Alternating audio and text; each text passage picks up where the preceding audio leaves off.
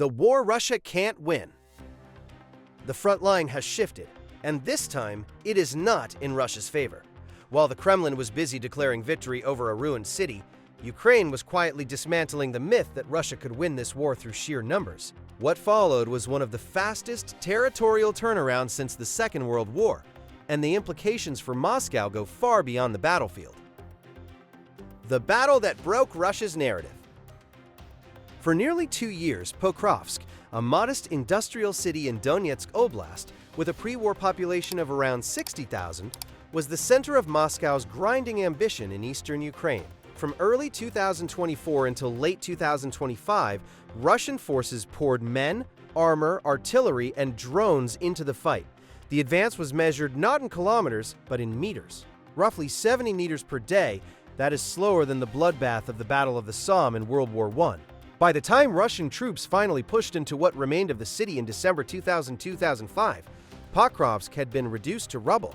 The Kremlin declared victory. The world watched, but there was a problem. A serious one. Even after taking the city, Russia could not do anything with it. Ukrainian forces had spent years rerouting logistics, hardening alternative supply corridors, and preparing fallback positions. By the time Russian boots were walking through the wreckage, Pokrovsk's strategic value had been engineered away. All Russia got was ruins. All Ukraine lost was a former logistics hub. Emphasis on the word former. 3 years. Hundreds of thousands of men, and by the time they arrived, the thing they wanted was already gone. Ukraine strikes back. While Russia was pouring its resources into Pokrovsk, Ukraine was watching and waiting. Beginning in late December 2025, just as Moscow was celebrating, Ukrainian forces launched a series of coordinated counterattacks designed to exploit one brutal reality. Russia had exhausted its frontline reserves chasing a symbolic prize. The results were staggering. In under 2 weeks in February 2026, Ukrainian forces recaptured approximately 115 square miles of territory. 2 full Russian regiments were effectively eliminated in the process. The same Russian military machine that had taken nearly 2 years to crawl through Pokrovsk lost more ground in 14 days than it had taken in over a year.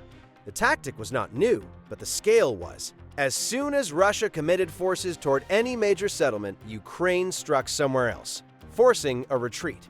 Military analysts have called it battlefield whack-a-mole. Ukraine created a gray zone across parts of the region where neither side could exert meaningful control and kept Russia perpetually off balance. This was not improvised. This was strategy. The Kursk Oblast incursion in August 2004, when Ukrainian forces seized the Russian border town of Sudza in a surprise cross-border offensive, had already shown what was possible. Moscow eventually recaptured Sudza in March 2025, but the episode shattered the narrative that Russia's own territory was secure. It forced the Kremlin to divert critical troops and resources away from the Ukrainian front, thinning the very lines Ukraine would later target. If you find this level of strategic analysis valuable, drop a comment below. Tell us which front you think will break first. And if you haven't subscribed yet, now is the time. Every day that passes, this war evolves faster than most media can track. The intelligence collapse inside the Kremlin. According to Dr. Marcus Hellstrom, a senior defense analyst at the Stockholm Institute for Strategic Studies and a former advisor to the European Defense Agency, what is happening inside Russia's command structure may be just as damaging as what is happening on the front. The most dangerous thing about Russia's current situation is not the losses on the battlefield, it's the lies being fed upward through its own chain of command, Hellstrom said in a recent briefing. Field commanders are reporting victories that don't exist. Resources are being allocated based on fiction, and at some point, the gap between the map in Moscow and the map on the ground becomes impossible to close. Multiple military analysts and geolocated battlefield footage confirm the pattern. The Kremlin is not just losing ground, it is losing the information war against its own military hierarchy. Officers fabricate advances to protect their careers. Superiors allocate resources accordingly. The result is a feedback loop of strategic miscalculation at the highest levels of Russian military planning. Ukraine, by contrast, is operating with a structural clarity that has surprised even its Western partners. Every counterattack is also a political signal. The war is not over, the outcome is not settled, and Kiev has not surrendered the initiative. The infrastructure behind the collapse. The battlefield losses do not exist in isolation. Beneath them, Russia's logistical backbone is fracturing in ways that will be very difficult, possibly impossible, to reverse. Russian Railways, known by its acronym RZhD, is the state-owned monopoly that moves approximately 87% of all Russian cargo. It spans 11 time zones. It is the circulatory system of Russia's economy and, by extension, its military supply chain.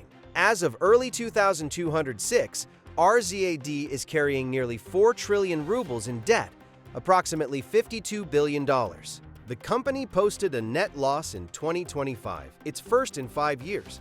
Its cash reserves collapsed 12-fold, dropping from 251 billion rubles to just 21 billion rubles. It has sent workers on unpaid leave, begun laying off staff, and cut its investment program by a quarter. In a moment that revealed just how desperate the situation had become, the Russian government ordered the emergency sale of a 62-story Moscow skyscraper that RZhD had purchased only 2 years earlier. A garage sale in the shadow of war. And the rot does not stop at the railways. Russia's civilian aviation sector is collapsing simultaneously. Western sanctions cut Russian airlines off from the global supply chains that keep modern aircraft flying. More than half of Russia's Western-built fleet could be grounded by mid-2000 due to spare parts shortages. Airlines have resorted to cannibalizing functioning aircraft to keep others in the air, a practice known as parts harvesting that destroys more planes than it saves. The Kremlin announced in late 2023 that it would add 1,000 new aircraft to its commercial fleets by 2030. Russian factories produced 5 aircraft across all of 2024 and 2025 combined. The plan was quietly shelved mid-2025 and never mentioned again in Russian state media.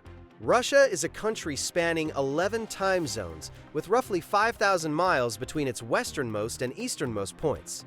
Dismantling both its railways and aviation simultaneously does not just affect the military. It strands civilians in some of the most remote and economically drained regions on Earth. The ammunition paradox. Here is where the picture becomes genuinely alarming. Not because Russia is weak, but because of what it appears to be doing with its strength. According to Estonia's Foreign Intelligence Service, whose 2026 annual assessment is considered one of the most reliable open-source analyses of Russian military capability, Russia produced approximately 7 million artillery shells, mortar rounds, and rockets in 2,205.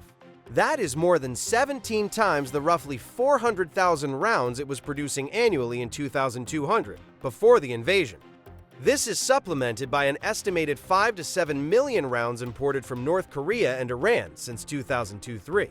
North Korean ammunition alone accounted for roughly half of Russia's artillery expenditure on the Ukrainian front in the second half of 2025. NATO Secretary General Mark Rutte has stated plainly that Russia is producing more ammunition in 3 months than all of NATO produces in an entire year. But here is the paradox that keeps Western planners awake at night. Russia is not spending all of it on Ukraine. The Estonian assessment explicitly notes that Moscow is replenishing strategic reserves depleted in the early years of the war. Germany's defense minister Boris Pistorius has described Russia as fully transitioned to a war economy, one geared not just to sustain the Ukraine campaign, but to prepare for what comes after. If Russia is producing at those levels and still losing ground, where is all of that firepower going? 3 paths forward, and none of them are good. Best case, controlled stagnation with Western pressure. The most optimistic scenario is one where Russia's internal economic pressure, the collapsing rail network, the aviation crisis, the GDP growth slowing to an estimated 0.6 to 1% in 2025. Down from 4.3% in 2024, forces Moscow to seek a negotiated freeze. Ukraine, emboldened by its recent territorial recoveries, negotiates from a position of relative strength. Western support holds long enough to make continued war more costly than a ceasefire. The front lines solidify. The conflict does not end, but the killing slows. Escalation, the frozen trap. The more dangerous scenario, and the one most NATO strategists are preparing for, is deliberate stagnation from Russia's side, not as a path to peace, but as preparation for a larger war. A multi-year pause would allow Russia to reconstitute the armored strike force it lost in 2022, rebuild artillery reserves to levels capable of sustaining an opening blitz far more powerful than the one that failed at Kyiv, and wait out shifts in Western political will. The ammunition stockpiling reported by Estonian intelligence would make terrifying sense in this context.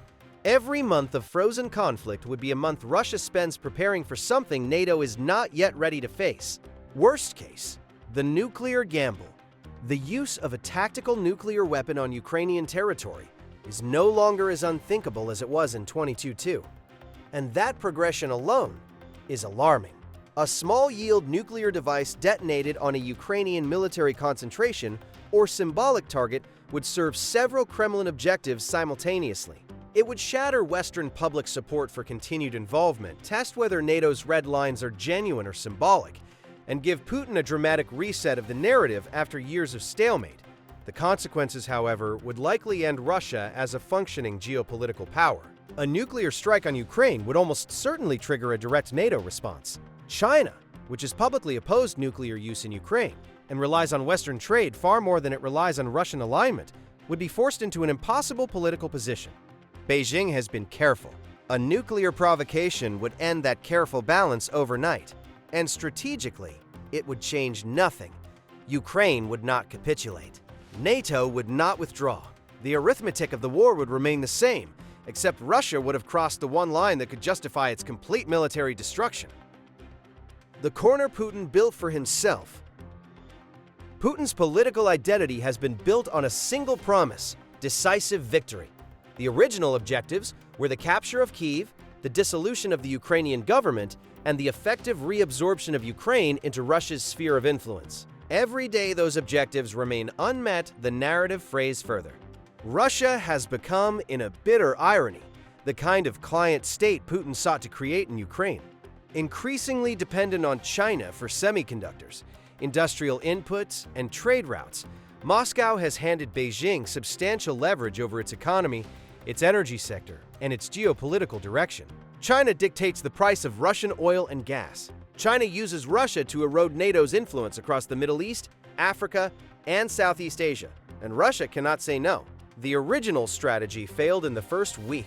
The attrition strategy has produced 250,000 dead and a transport system nearing bankruptcy. The propaganda strategy is being undermined from every direction, and the front lines are moving against Moscow.